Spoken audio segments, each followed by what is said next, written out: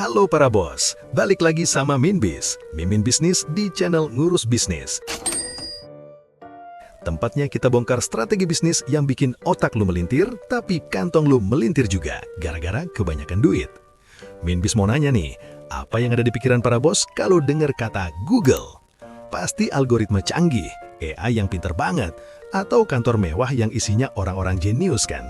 Tapi tahu nggak lo, di balik kecanggihan itu semua, buat urusan potong rumput di markas gedenya di California, Google nggak pakai mesin pemotong robotik atau laser penghancur rumput otomatis. Mereka malah nyewa kambing. Iya, kambing beneran yang bunyinya embe itu para bos. Minbis serius, ada sekitar 200 ekor kambing yang tiap minggu ngantor di Googleplex. Mereka disewa khusus cuma buat makanin rumput liar. Lu bayangin, perusahaan yang bikin self-driving car aja masih percayain halaman rumahnya sama perut kambing. Gila nggak? Mungkin para bos bakal mikir, wah Google lagi pengen hemat ya? Atau CEO-nya lagi hobi pelihara ternak? Halah, jangan sok tahu. Ini adalah strategi bisnis yang super cerdas, ramah lingkungan, dan yang paling penting, bikin citra mereka makin keren di mata dunia. Dan buat pemilik kambingnya, ini adalah ladang cuan yang gurih banget. Di video kali ini, Minbis bakal bedah habis. Kenapa perusahaan sekelas Google lebih milih mulut kambing daripada mesin pemotong rumput merek ternama? Berapa duit yang harus dikeluarkan buat gaji para kambing ini? Dan yang paling penting, kalau para bos jualan jasa kambing sewaan di kompleks perumahan atau kantor pemerintahan di Indonesia, kira-kira bakal laku atau malah kambing lu abis digebukin massa karena dikira hewan kurban nyasar? Kita bahas secara frontal. Stay tune, jangan di-skip, atau otak lu bakal tumpul kayak rumput yang gak dipotong.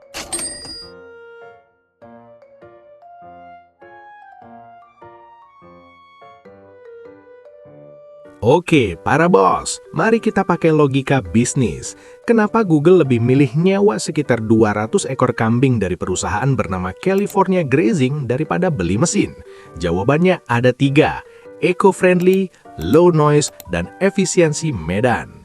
Dengerin ya para bos, mesin pemotong rumput itu berisik, bau bensin, dan bikin polusi. Google pengen karyawannya fokus kerja, bukan keganggu suara greng-greng di balik jendela. Nah, kambing ini kerja dengan tenang. Mereka nggak butuh bensin, cuma butuh rumput. Plus, kotoran mereka langsung jadi pupuk gratis buat tanah Google. Bisnis yang sangat sustainable kan? Terus, soal efisiensi. Markas Google itu luas dan punya banyak area miring atau berbukit yang susah dijangkau mesin. Kalau mesin dipaksain, bisa kebalik. Tapi kambing, mereka itu pendaki alami. Lu kasih tebing curam pun, mereka sikat sampai bersih. Di dunia bisnis, ini namanya menggunakan alat yang tepat untuk medan yang sulit. Sekarang kita bicara cuan buat si pemilik kambing. Google itu bayar jasa ini secara profesional, bos. Mereka nyewa satu paket, kambingnya, anjing penjaganya biar kambing nggak kelayapan, dan gembalanya. Tarifnya bisa ribuan dolar per minggu. Si pemilik kambing dapat duit, kambingnya dapat makan gratis sampai kenyang. Ini baru yang namanya mutualisme cuan. Nggak cuma itu, secara branding, Google dapat poin plus. Media di seluruh dunia meliput ini. Wah, Google sayang lingkungan ya. Padahal ya cuma urusan potong rumput doang. Tapi itulah cara main orang pinter. Mereka ngubah biaya operasional yang ngebosenin jadi kampanye PR yang brilian. Minbis kasih jempol buat taktik ini. Pelajarannya buat para bos, terkadang solusi terbaik bukan yang paling canggih atau paling mahal, tapi yang paling pas dengan alam. Bisnis jasa penyewaan hewan untuk fungsi spesifik ini adalah niche market yang jarang dilirik, tapi punya margin keuntungan yang gede banget, karena nggak banyak kompetitornya.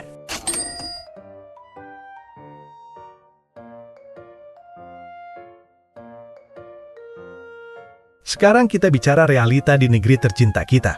Kalau para bos nekat buka jasa kambing sewaan pemotong rumput buat kantor pemerintahan atau perumahan elit di Indonesia, nasibnya gimana?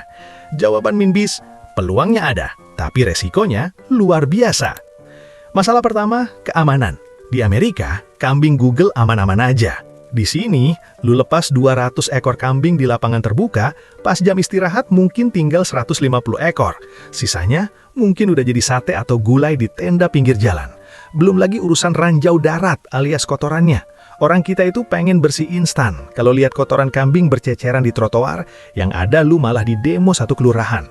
Tapi dengerin Minbis, Kalau kita main cantik, peluangnya tetap ada di sektor ekoturisme atau industrial area. Bayangin kalau pabrik-pabrik besar atau resort di Bali pakai jasa lu. Lu branding bukan sebagai tukang angon, tapi sebagai eco landscape solution. Harganya bisa lu mahalin karena lu jualan konsep ramah lingkungan yang lagi seksi banget buat laporan CSR perusahaan. Kuncinya cuma satu, branding.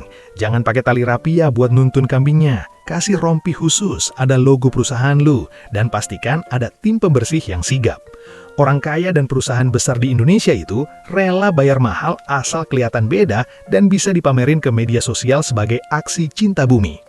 Kesimpulannya, bisnis kambing Google ini membuktikan kalau cara tradisional pun bisa jadi ide bisnis miliaran kalau diletakkan di tempat yang tepat. Sekian bedah bisnis dari Minbis hari ini.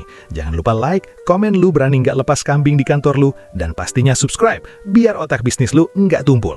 Minbis pamit, salam sukses, jangan lupa makan, tapi jangan makan rumput tetangga ya bos.